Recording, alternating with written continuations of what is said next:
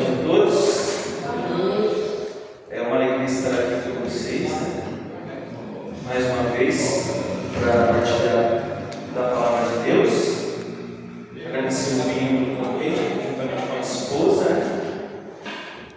E eu gostaria de apresentar para vocês, antes de começar o sermão, tem um material que eu escrevi, que é um livro, né? E quem tiver interesse depois, me procure. É o primeiro livro que eu escrevi, né? Então diz que na vida o homem tem que fazer 3 coisas, né? Plantar uma árvore, ter um filho e escrever um livro. Então, eu consegui realizar uma das coisas, né? Falta 2 ainda, ter um filho e plantar uma árvore, né?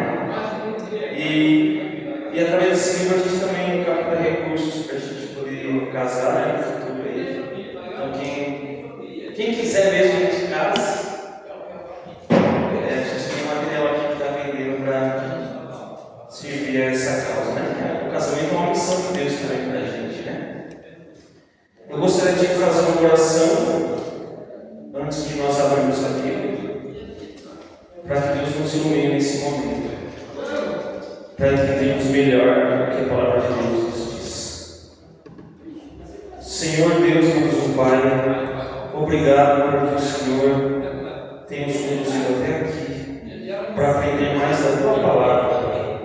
Que o Santo Espírito se faça presente aqui, nos dando entendimento e compreensão, e também que possamos colocar em prática na nossa vida tudo o que aprendemos aqui. Que o Senhor possa ajudar que nada atrapalhe o que vai ser falado aqui, e que o Senhor possa também nos dar o coração aberto para entender as verdades da Tua palavra. Em nome de Jesus.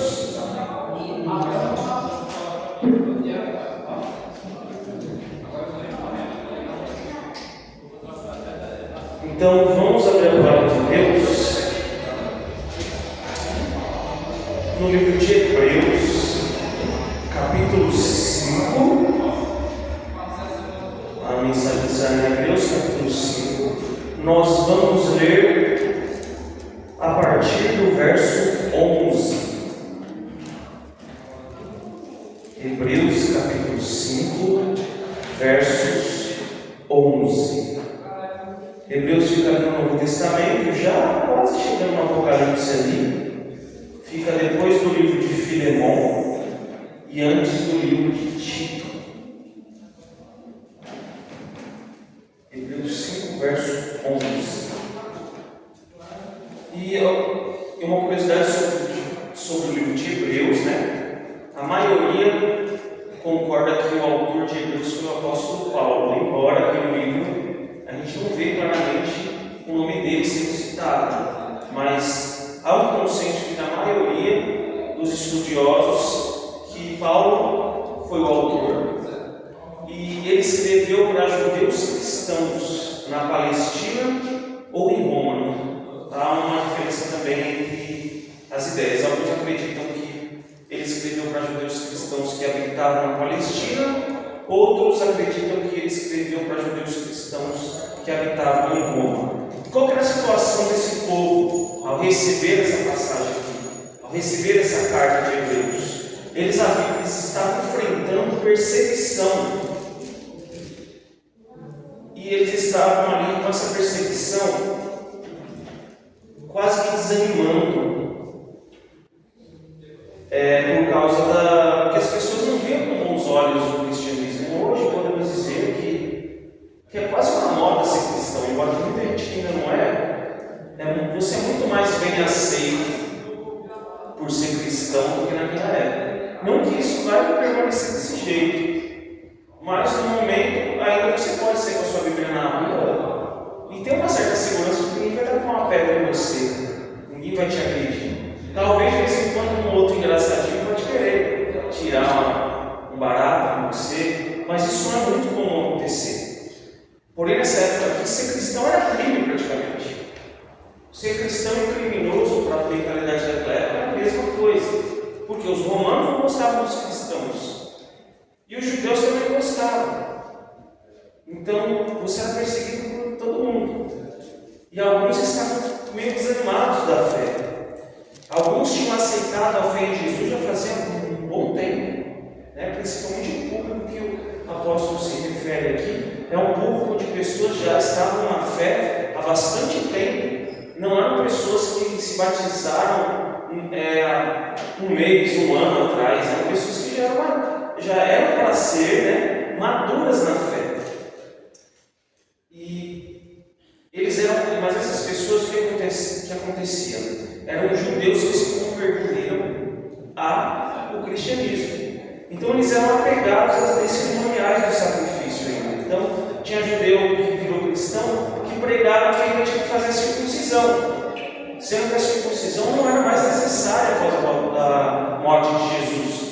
Tinha também judeus que tinham acabado de ser cristãos que pregavam que ainda tinha que fazer sacrifício, tinha que pegar o cordeirinho lá e ainda fazer sacrifício, sendo que Jesus já tinha morrido na cruz.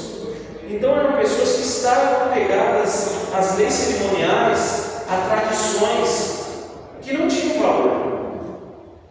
Algumas coisas tinham valor no passado, mas com a morte de Jesus não eram mais necessárias. E aqui o autor em Hebreus, se você parar para ler o livro inteiro, na sua casa, você vai poder ler de uma forma melhor e poder entender melhor o que está falando aqui. Você vai perceber que o apóstolo ele trata do ministério sacerdotal de Jesus. O que é o ministério sacerdotal de Jesus? Jesus ele veio, morreu por nós e agora ele está no céu fazendo o quê? Intercedendo por nós. Então ele intercede em meu favor. Ele intercede em seu favor. Então há um santuário celestial onde Jesus ele intercede por nós e os nossos pecados. Então quando eu peço perdão a Deus, eu só consigo esse perdão porque Jesus ele apresenta as feridas em suas mãos e fala: eu morri por ele. Porque eu e você não teríamos acesso a esse perdão se não fosse a morte de Jesus. Eu não tenho acesso a esse perdão porque eu sou bom, bom cristão, uma pessoa exemplar. Não. Eu só sou capaz de receber esse perdão porque Jesus ele tomou o meu lugar na sua morte. E aí no verso 11, nós começamos lendo assim, capítulo 5, verso 11 de Hebreus. Há muito mais que gostaríamos de dizer a esse respeito, mas são coisas difíceis de explicar, sobretudo porque vocês se tornaram displicentes acerca do que houve. Então aqui no verso 11 o apóstolo Paulo já começa batendo o pé na porta, né?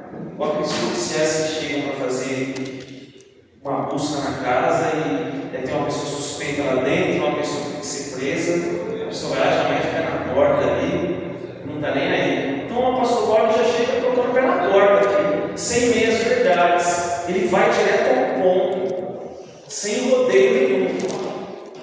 Por quê?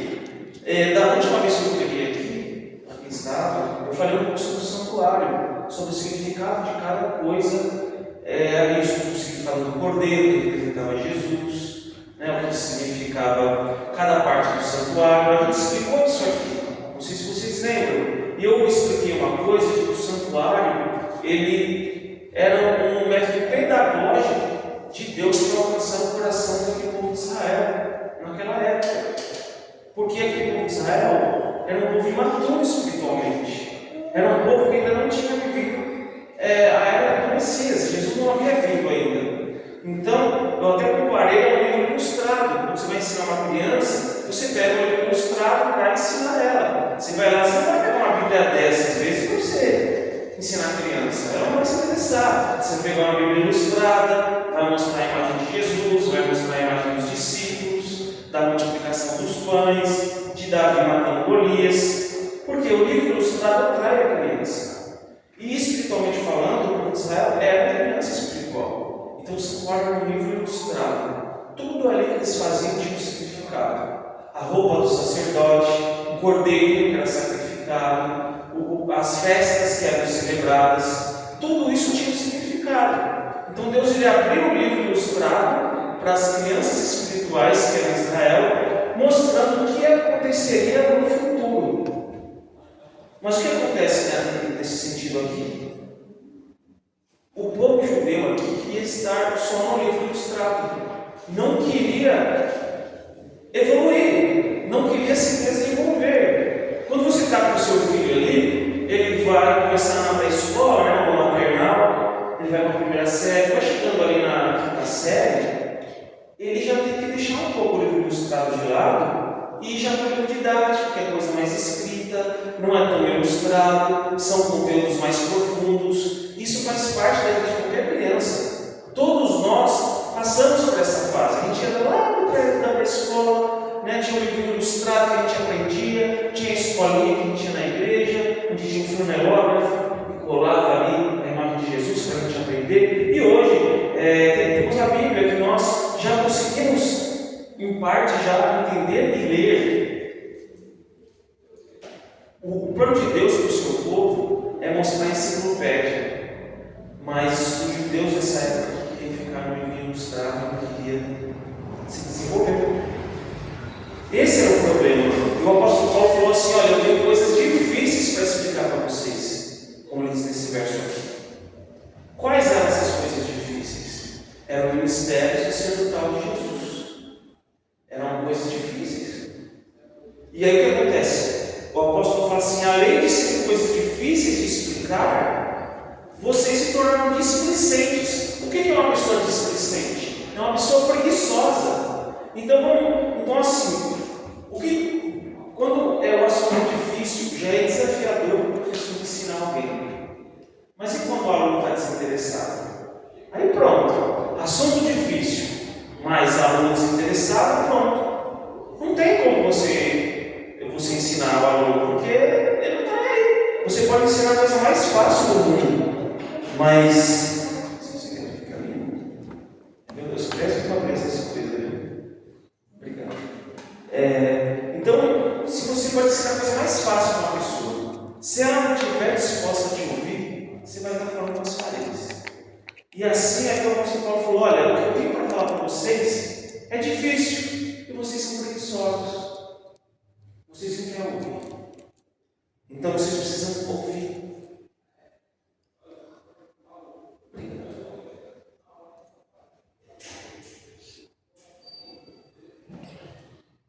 E aí ele segue. Essas pessoas, esses judeus recém-convertidos, não eram tão recém-convertidos assim, né? Eram pessoas que já tinham um tempo de igreja, mas ainda guardavam muitas crenças erradas da vida passada. Eles não queriam se aprofundar no conhecimento da Bíblia. Eles estacionaram no seu conhecimento da Bíblia, porque eles eram preguiçosos. E aí vem uma reflexão, né? Será que há algo comum entre esses ouvintes judeus, cristãos judeus aqui e entre nós hoje? Será que somos preguiçosos? Vou falar de profecias, eu vou falar de necessidades de manhã, eu vou estudar isso, isso é besteira. Aí você vai perguntar para o adventista: irmão, você sabe defender a doutrina do juízo investigativo? Se alguém da outra igreja perguntar para você, a pessoa vai falar: não. É uma coisa para a gente refletir. Precisamos avançar no conhecimento. Mas muitos de nós, a gente quer ficar só no livro ilustrado, só no ABC, e a gente não quer ver enciclopédia. E aqui, esse texto, o apóstolo ele condena isso. A gente precisa avançar. A gente não pode estacionar como cristão. Será que nós temos tido essa preguiça de aprender mais? Será que a gente para um ponto, eu sei tudo, não vou estudar mais? Será que nós estamos estacionados no nosso conhecimento da palavra? E algumas pessoas falam: teologia esfria o crente. O que estuda teologia? O quê? Teologia esfria o crente. Eu posso dizer que se o seu fogo for falso, vai desfriar mesmo. Porque as pessoas vão muito sentimentalismo. É porque faz a minha barriga, calafrio na minha barriga. É porque ele falou, é tão emocionante. Mas isso é mentira. O pregador ele pode chegar aqui na frente e fazer você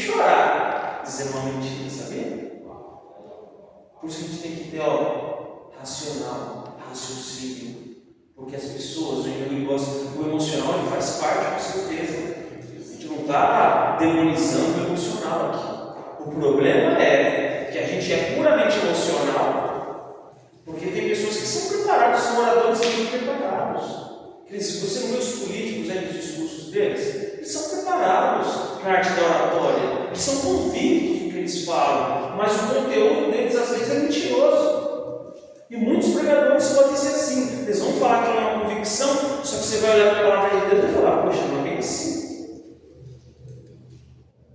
Então, a gente tem que parar de romantizar a ignorância. Os apóstolos eram ignorantes, eles aprenderam com o mestre dos mestres, que é Jesus Cristo. Eles continuaram estudando.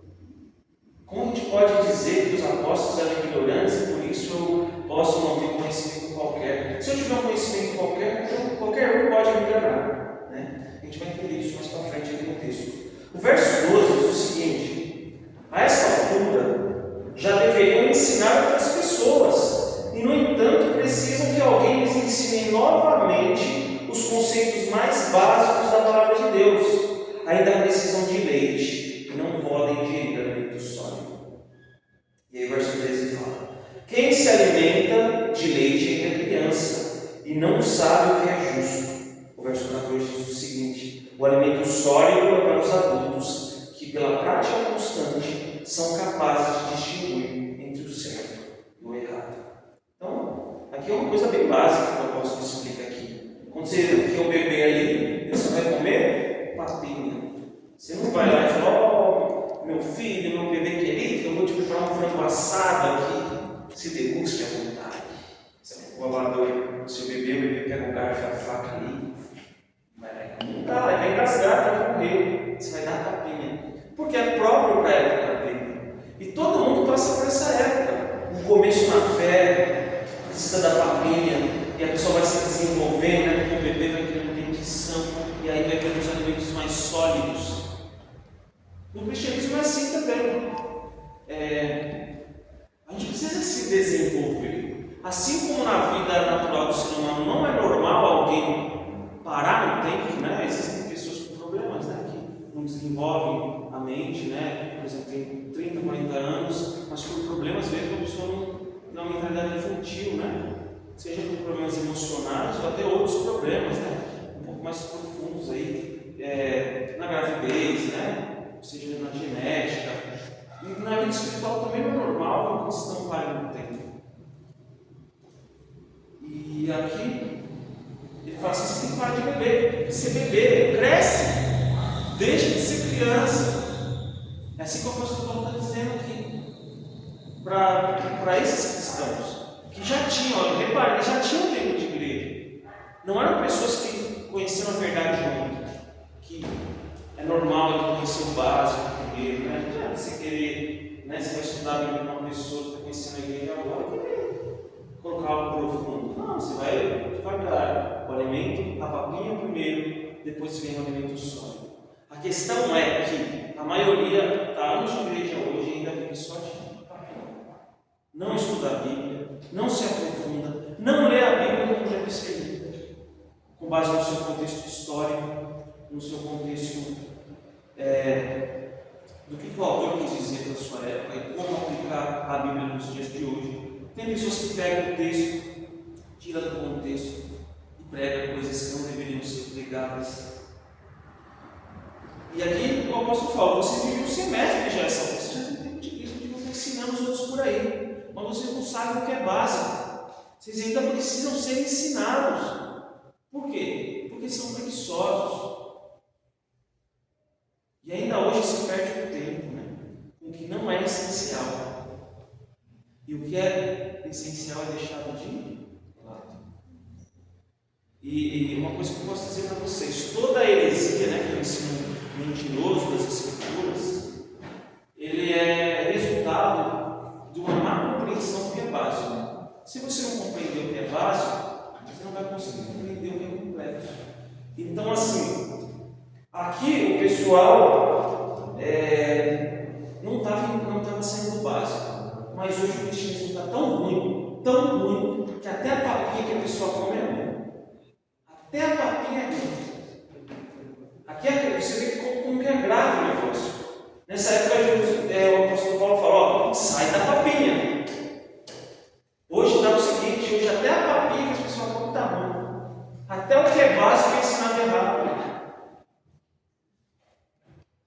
E aí começa o problema, né? As crianças, né, para esse povo aqui, é os costumes judeus, né? Da circuncisão, dos sacrifícios. As crianças não sabem o que é justo. As crianças são inexperientes. E os adultos são aquelas pessoas que estão caminhando com a palavra de Deus e elas já conseguem digerir o alimento sólido. Você já viu um adulto com chupeta no meio da rua? Tem um lugar onde eu trabalho, às vezes eu vejo um homem com chupeta. Ele está feliz de cuidar com a chupeta na boca dele. O cara tem mais de 40 anos de idade. A chupeta do bebezinho é bonitinho. A infância na sua fase certa é a coisa mais linda do mundo. Agora, se um marmanjo barbado, né, se quer jogar, isso pode ter um problema mental, mas não é uma coisa bonita de ver. Vamos concordar que não é uma coisa bonita de ver. Mas às vezes, como cristãos, nós agimos do mesmo jeito, como um adulto com chupeta. E que quando é contrariado, começa a chorar. Discordou de mim. Porque às vezes a pessoa apresenta e fala: olha, o que eu aprendi desde a infância está errado. A pessoa vem e mostra na Bíblia para mim que isso é só uma tradição, que isso não é um princípio. Aí a pessoa fica doida, porque aquela tradição é tudo para ela. Meus pais me ensinaram assim, o pai do meu pai me ensinou desse jeito. E ela não quer se desfazer disso. E aí tem pessoas que ficam quietas, tem pessoa que vão tirar a chupeta. E chora e briga com você e vai querer te bater. Por quê? Ela acaricia aquilo acima de Jesus, como uma criança mimada. Aqui, um adulto ele é capaz de distinguir o que é certo e errado. O adulto é isso. Quando a pessoa vai sendo adulto, no verso 14 diz: o alimento sólido é para os adultos que, pela prática constante, são capazes de distinguir entre o certo e o errado. Aí vem uma pergunta para você: será que você é capaz de identificar quando alguém vem aqui no púlpito e faz uso errado da palavra de Deus? Você seria capaz, se alguém subir nesse púlpito aqui?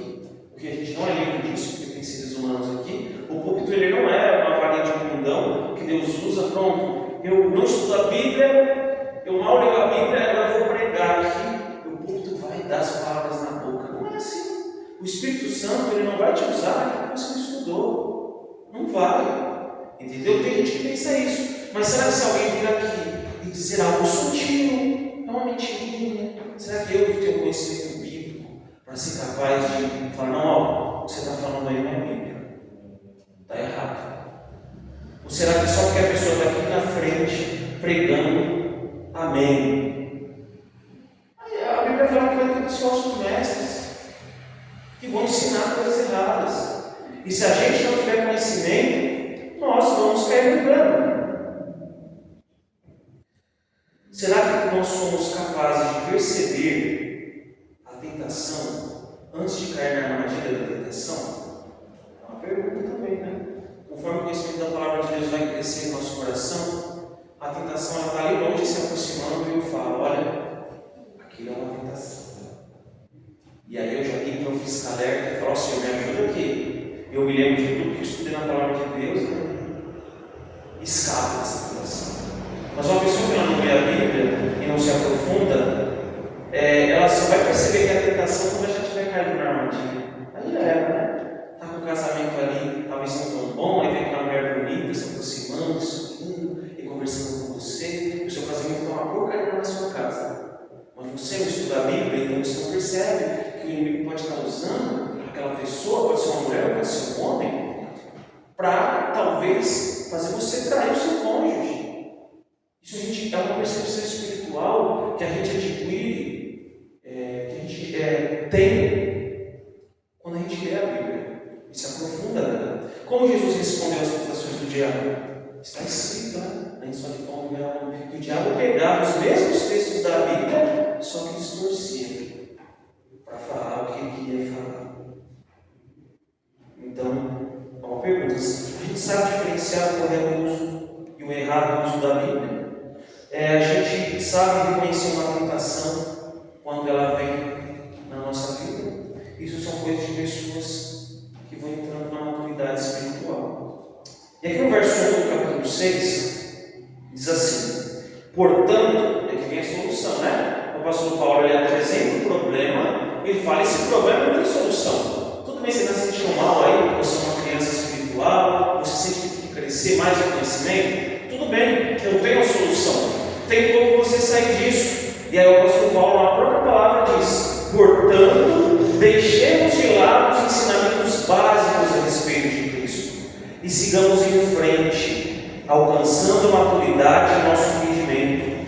Certamente, não precisamos lançar novamente os alicerces, ou seja, o arrependimento das obras mortas, a fé em Deus, verso 2, o batismo, a imposição de mãos, a ressurreição dos mortos e o julgamento eterno.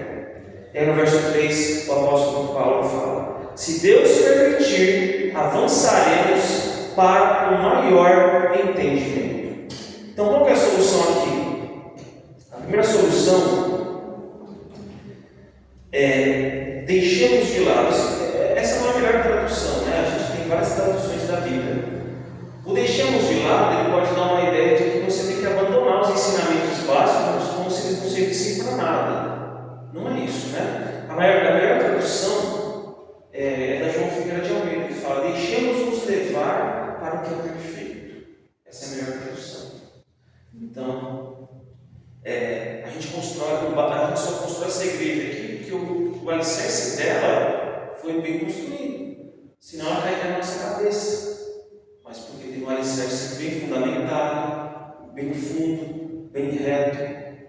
Por isso que a igreja está construída aqui. Então o básico é importante. Só que assim, se a igreja estiver de pé, se só ficasse na viga, se chegasse aqui, num dia está lá o pedreiro lá só na viga, aí chegasse um mês depois, o pedreiro só na viga, lá nos fundamentos, passasse um ano, o pedreiro só ali, conversando, só, poxa, você está no fundamento, ainda a gente quer uma igreja construída. E na vida espiritual a gente conhece mesmo isso, de só dar o fundamento ali e não cresce, não constrói. E aqui fala: olha, saia do básico, saia do 1 mais 1, vai para a equação, vai para a álgebra. Isso na vida espiritual, é claro. Está na hora de você estudar mais, porque Deus ele quer mais para você. Deus não é um Deus mesquinho. Ele quer fazer de você uma luz na vida das pessoas. Uma luz, assim como a rainha de Sabá foi lá para Salomão foi lá e respondeu todas as perguntas que ela fez para ele. Ele não passou vergonha. Então, devemos seguir em frente, aprender cada vez mais. Eu não sei sobre profecias, eu vou estudar sobre profecias agora. Porque a Bíblia é o seguinte: quanto mais você cavar, mais você acha. Não vai ter um momento que você fala: estudei bem a Bíblia, já sei de tudo. Não. Não há um momento na sua vida que você vai dizer, olhar para trás e dizer assim: olha, o meu conhecimento da Bíblia é 100%. Não preciso aprender mais nada. Não tem esse momento. Não existe. Até na eternidade, lá no céu de Jesus Cristo, nós vamos ter que aprender do amor dele. Então a Bíblia, quanto mais caro você vai achar, se você falar não sei o suficiente, você está mentindo. Você precisa aprender mais. A nossa igreja tem materiais maravilhosos para quem quer se aprofundar. Tem comentário bíblico, tem o tratado de teologia, tem a lição da escola sabatina, tem todos os. Está aí, entendeu? Tem coisa até de graça sobre tudo para a gente. Não tem desculpa mais para não se aprofundar. E aqui fala: sigamos alcançando a maturidade. Tem tradução que fala, né? Perfeito. O perfeito que é dito aqui, ele não é perfeito sem pecado, né? Tem esse texto aqui dizendo: você vai viver uma vida sem pecado antes de Jesus voltar. Eu uso esse texto aqui. Esse perfeito significa maduro, né? Do grego teleios, que significa uma pessoa madura. E aqui diz: é preciso ter uma boa base para construir sobre ela e avançar no conhecimento e aplicação das Escrituras. Então aqui tem um ponto chave aqui. No verso 14, que a gente acabou de ler, do verso capítulo 5, fala que o alimento sólido é para os adultos que pela prática constante. Aqui é um outro elemento que é necessário para nós amadurecermos. Não é só eu conhecer, eu preciso o quê? Praticar. Então, o meu conhecimento precisa estar lado a lado com a prática, porque senão não vai adiantar nada. Né? Se eu sou uma pessoa que sei muito, mas eu não pratico isso na minha vida, a pessoa fala: nossa, o Paulo sabe muito, mas no meu viver, essa pessoa não vê Jesus em mim, não vai adiantar nada. Então, eu preciso também pensar na prática.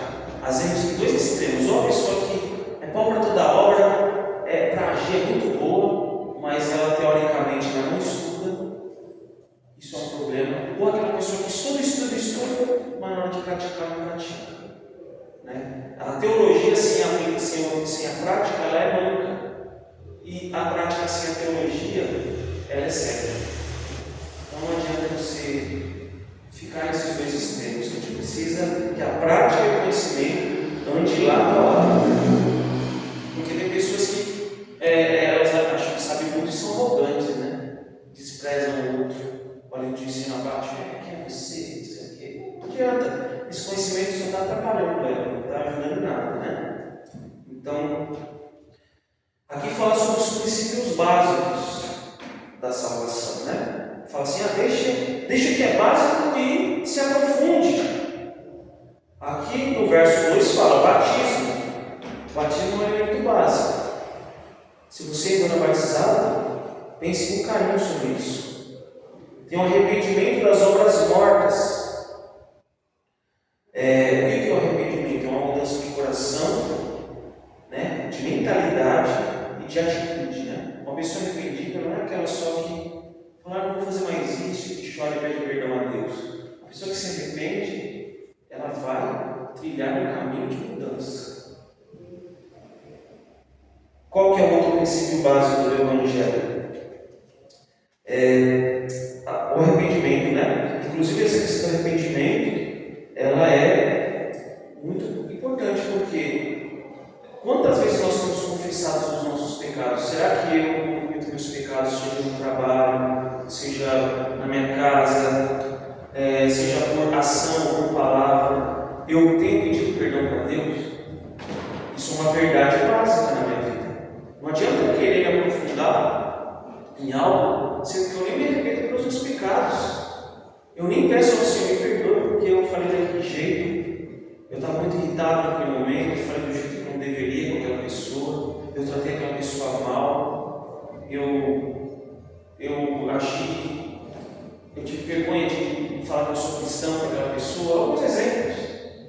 Se eu não se arrepender, também não adianta. Isso é algo básico. Vocês percebem que hoje as pessoas elas têm problema com o básico. Então a gente precisa corrigir o básico. E corrigindo o básico a gente consegue se aprofundar. Esse é o desejo de Deus para a nossa vida. Aqui fala também da fé. No verso 1. A fé em Deus.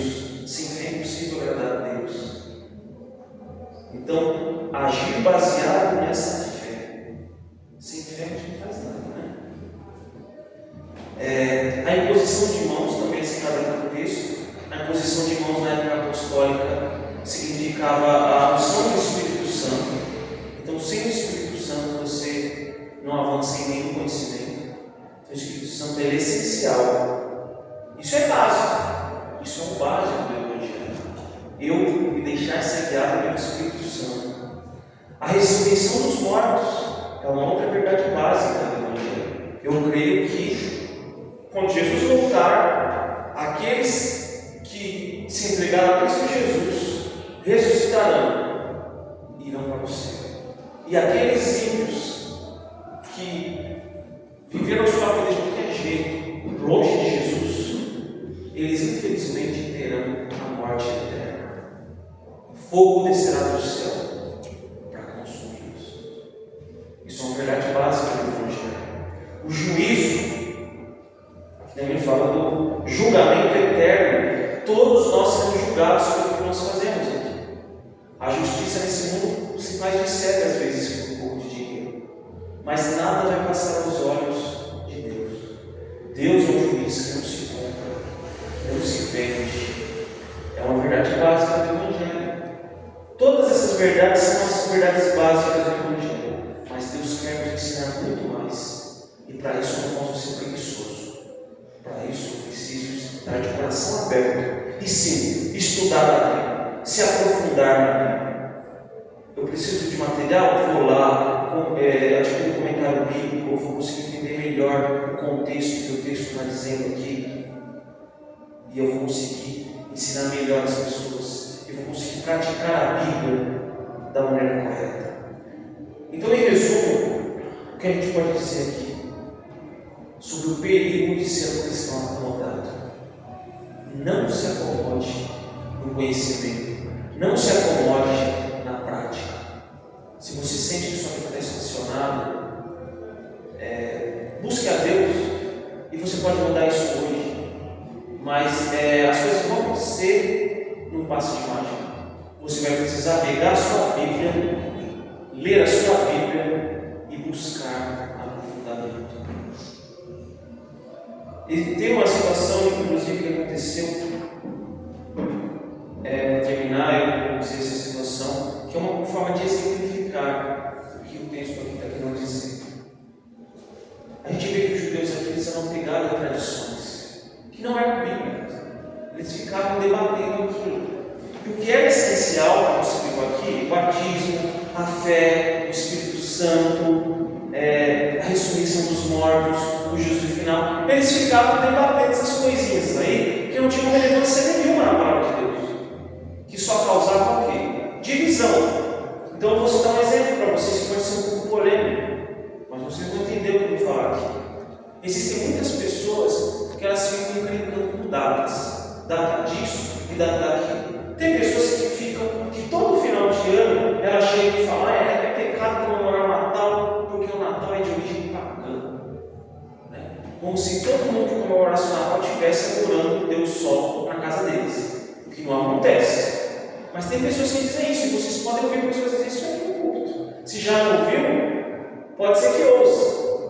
Só que essas pessoas elas não entendem, elas não têm uma autoridade espiritual, elas são bebês. Por quê? Com todo respeito dizendo isso, elas não entenderam as verdades profundas do Evangelho, que Deus ele transforma o que é ruim em bom muitas vezes. Vamos pegar só um exemplo para vocês entenderem o que eu estou dizendo aqui. Sabe a harpa, que é um instrumento maravilhoso, que toca, Fala, nossa, isso é muito maravilhoso, eu gosto muito de ouvir harpa. Eu acho que se você não ouviu e você ouvir, talvez você goste. A harpa, ela foi inventada por um filho de Caim. Quem era o filho de Caim? A descendência perversa de Caim. Caim era uma descendência dos ímpios, que faziam tudo quanto é maldade. E quem tocou a harpa depois na Bíblia? Quem tocou a harpa depois na Bíblia? É fácil, Davi. Então quer dizer que, porque a harpa foi inventada por um pagão, Davi não podia tocar a harpa? Deus não condena em nenhum momento Davi tocando a harpa. Por quê? Deus ele é especialista em pegar coisas que eram usadas com uma finalidade ruim e transformar em uma coisa que é usada com uma finalidade correta. É assim que ele faz com a gente, não é?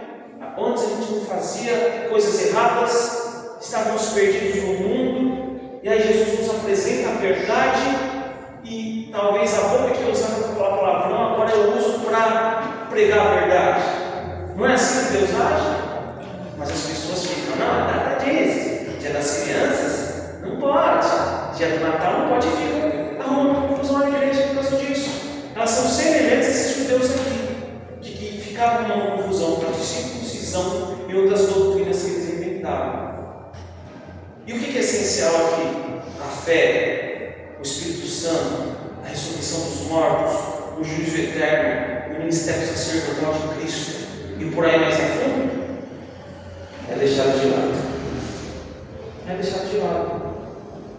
Porque essas pessoas elas ficam debatendo questões vazias, sem importância nenhuma. E aí, tem que ser um entendimento espiritual em saber discernir se o que a pessoa está pregando aqui na frente é bíblico ou não. Entendeu? Tem que ter esse discernimento. E como a gente vai ter esse discernimento? De graça? Não, é preciso estudar a Bíblia, na sabedoria do Espírito Santo. Porque sem estudar, eu não vou aprender nada. Essa é a mensagem de hoje. Não se acomode. Às vezes Deus vai precisar dar um chacoalhão em você para você entender que tem que mudar. A pandemia, por exemplo, foi um chacoalhão na minha vida. Chacoalhão, eu pegar no chão até. Foi um chacoalhão na minha vida, que eu aprendi muita coisa. Deus me ensinou muita coisa. E eu falo isso nesse livro aqui. Né? Se você tiver interesse, é um livro simples, é meu primeiro livro, então não espere uma coisa maravilhosa, de crescimento. Mas muitas pessoas leram esse livro simples e se sentiram tocadas. Então você que tiver interesse, eu estou nessa época. Não se acomode. Então nesse momento nós vamos ouvir uma mensagem musical. Não é isso?